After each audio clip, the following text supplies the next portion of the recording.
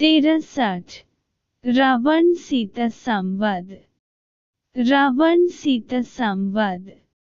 दुख से कातर और राम के वियोग में अश्रु बहती हुई सीता के पास जाकर रावण बोला, शोभने, अब उस राज्य से च्युत दीन तपस्वी राम के लिए अश्रु बहना व्यर्थ है।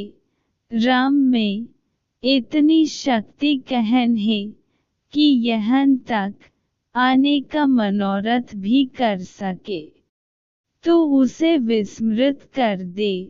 विशालोचने, तू मुझे पति के रूप में अंगीकार ले। समुद्र से घिरे 100 योजन विस्तार वाले अपने इस राज्य को मैं तुझे अर्पित कर दूंगा। मैं, जो तीनों लोकों का स्वामी हूँ, तेरे चरणों का दास बन कर रहूंगा। मेरी समस्त सुंदर रानियां तेरी दासी बन कर रहेंगी। समस्त देव, दानव, नर, किन्नर जो मेरे दास हैं, तेरे दास बन कर रहेंगे। तेरे पहले के दुष्कर्म तुझे वनवास का कष्ट देकर समाप्त हो चुके हैं, और अब तेरे पुण्य कर्म ही शेष रह गया है। अब मेरे साथ यहाँ रहकर समस्त प्रकार के पुष्पहार, दिव्य गंध और श्रेष्ठ आभूषण आदि का सेवन कर।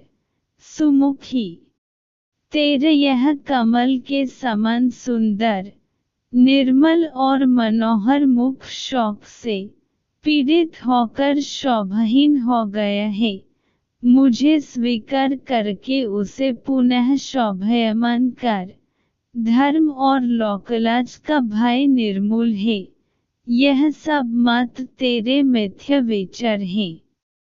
किसी सुंदरी का युद्ध में हरण करके उसके साथ विवाह करना भी तो वैदिक रीति का ही एक अंग है। इसलिए तू निरशंक होकर मेरी बन जा। मैं तेरे इन कोमल चरणों पर अपने ये 10 मस्तक रख रहा हूँ। मुझ पर शीघ्र कृपा कर।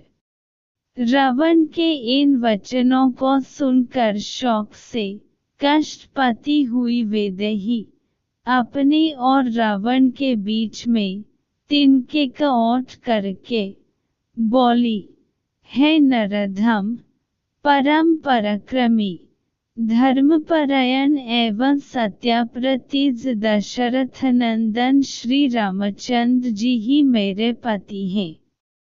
मैं उनके अतिरिक्त किसी अन्य की ओर दृष्टि तक भी नहीं कर सकती। यदि तूने मुझे बलपूर्वक मेरा अपहरण किया होता, तो अपने भाई खर की तरह जनस्थान के युद्धस्थल पर ही मारा गया होता। किंतु तू कैरों की तरह मुझे चुरा लाया है। तेरे इस अनर्गल प्रलाप से ऐसा प्रतीत होता है कि अब लंका सहित तेरे विनाश का समय आ गया है। तू इस भ्रम में मत रह कि यदि देवता और राक्षस तेरा कुछ नहीं बिगाड़ सके, तो राम भी तुझे नहीं मार सकेंगे। उनके हाथों से ही तेरी मृत्यु निश्चित है। अब तेरा जीवन काल समाप्तप्राय हो चुका है। तेरे तेज, बल और बुद्धि तो पहले ही नष्ट हो चुके हैं, और जिसकी बुद्धि नष्ट हो चुकी होती है, उसका विनाश काल दूर नहीं होता। अरे राक्षसधम, तू महापापी है, इसलिए मेरा स्पर्श नहीं कर सकता। तूने कभी सोचा भी है कि कमलों में विहार करने वाली हंसिनी क्या कभी कुक्कुट के साथ रह सकती है?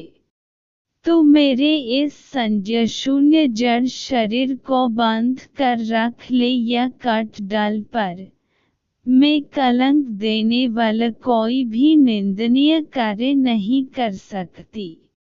सीता के कठोर एवं अपमानजनक वाक्य सुनकर रावण कुपित होकर बोला, हे मनोहर हास्य वाली भामिनी, मैं तुझे 12 माह का समय देता हूँ।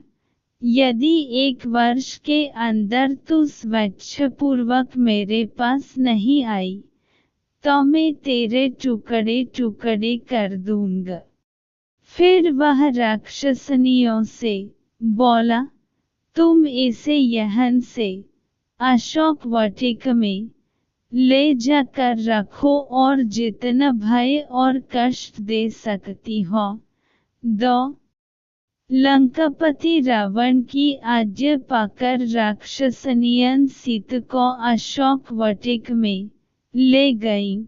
अशोक वाटिका एक रमणीय स्थल था, किंतु पति वियोग और निशाचरी दुर्व्यवहार के कारण सीता वहां अत्यंत दुखी थी। सीता का अशोक वाटिका में प्रवेश जानकर पितामह ब्रह्म देवराज इंद्र के पास आए और बोले, सदा सुख में पली हुई पतिव्रता महाभागा सीता पति के चरणों के दर्शन से वंचित होने के कारण दुख और चिंताओं से संतप्त हो गई हैं और प्रणयत्र भोजन नहीं कर रही हैं। ऐसी दशा में निःसंदेह वे अपना प्राण त्याग कर देंगी। अतः तुम शीघ्र लंकापुरी में प्रवेश करके उन्हें उत्तम हविष प्रदान करो। ब्रह्म जी के आज्ञानुसार इंद्र तत्काल लंकापुरी पहुँचे। उन्होंने निद्रा देवी की सहायता से समस्त राक्षसों को मोहित कर दिया। फिर वे सीता के पास जाकर बोले, हे देवी, आप शोक न करें, मैं शचीपति इंद्र राम की सहायता करूँगा। मेरे प्रसाद से वे विशाल सेना लेकर समुद्र पार करके यहाँ आएंगे। अतः तुम इस हविष को स्वीकार करो। इसे खा लेने पर तुम्हें हजारों वर्षों तक भूख और प्यास संतप्त नहीं कर पाएंगे। शंकित सीता ने उनसे कहा, मुझे कैसे विश्वास हो कि आप देवराज इंद्र ही हैं। इस पर देवराज इंद्र ने समस्त देवोचित लक्षणों का प्रदर्शन करके सीता की शंका का निवारण कर दिया। विश्वास हो जाने पर सीता बोली, यह मेरा सौभाग्य है कि आज आपके मुख से मुझे अपने पति का नाम सुनने को मिला। आप मेरे लिए मेरे श्वशुर दशरथ और पिता जनक के तुल्य हैं। मैं आपके हाथों से इस पायसरूप हविष्य दूध से बनी हुई खीर को स्वीकार करती हूँ। यह रघुकुल की वृद्धि करने वाला हो। इस प्रकार से इंद्र द्वारा प्रदत्त हविष को खाकर जानकी भूख प्यास के कष्ट से मुक्त हो गई और देवराज इंद्र राक्षसों को मोहित करने वाली निद्रा के साथ देवलोक को चले गए।